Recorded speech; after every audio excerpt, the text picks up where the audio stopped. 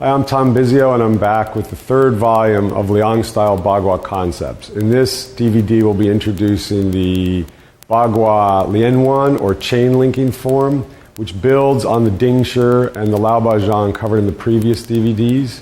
So where one is holding fixed postures and moving, the other is changing between postures, this form focuses on continuous, unbroken change in a linked fashion. Lianwan literally means interlinked rings, so the focus here is on a smooth, unbroken movement with the introduction of the dragon body, which uses a rippling or spiraling action through the rib cage, emphasized more than we've seen it in the other forms. Additionally, there are two movements that are representative of this form. One is the black dragon waves its tail, the other, the sparrowhawk, spirals up to heaven.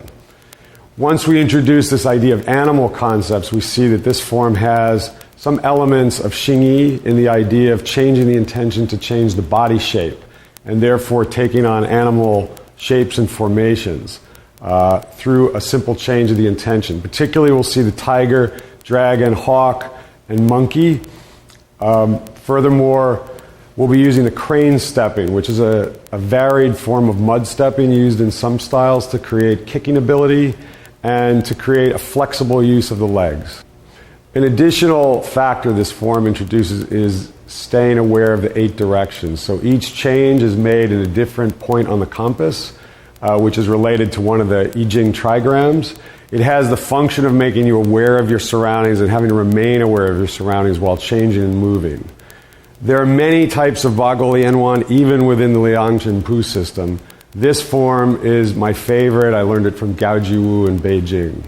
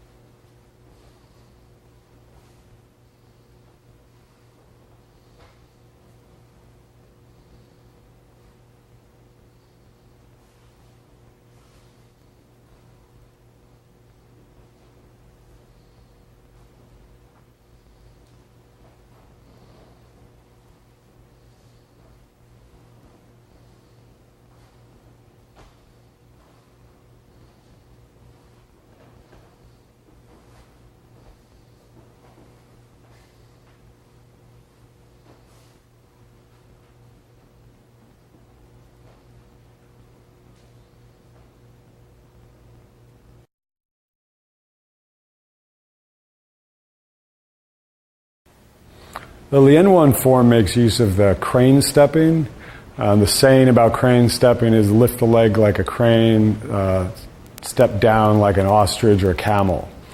So this was developed in the Song style Bagua to develop kicking skills and to have a flexible leg. And it's in this form, it's utilized quite extensively. So we'll cover the crane stepping in detail, and then we'll look at the black dragon waves its tail and sparrowhawk spirals up to heaven, which are the signature moves in this form. All the alignments of mud stepping are the same. The head erect, bending in the hips, sinking in the legs, landing with the whole foot on the floor. But the added element now is that the leg, when it comes off the floor, inhaling, and then exhaling and stepping down with the foot flat.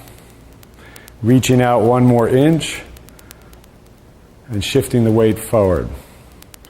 So as the leg begins to lift, inhaling down in the dantian. As you begin to step down, exhaling, the foot lands flat.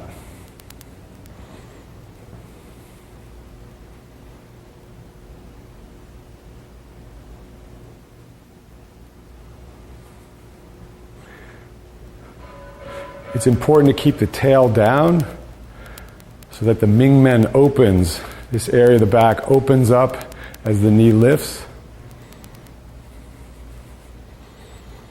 And this creates a circulation of the microcosmic orbit up the dew meridian in the back and down the red meridian in the front.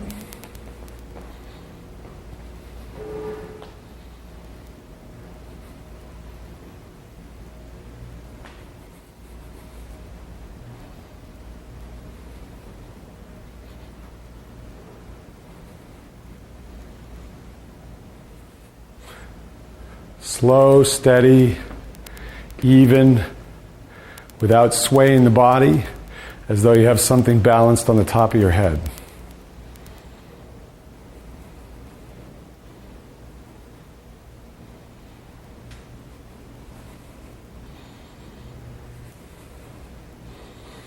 We also want to avoid going up and down with the body as the leg lifts, so the body is stable.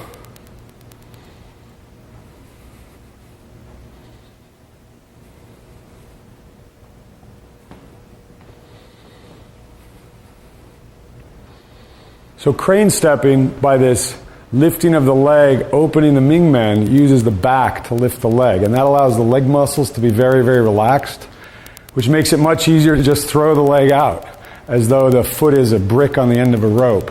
It also allows the body to have multiple abilities to kick in the course of a step, or to kick and change the step.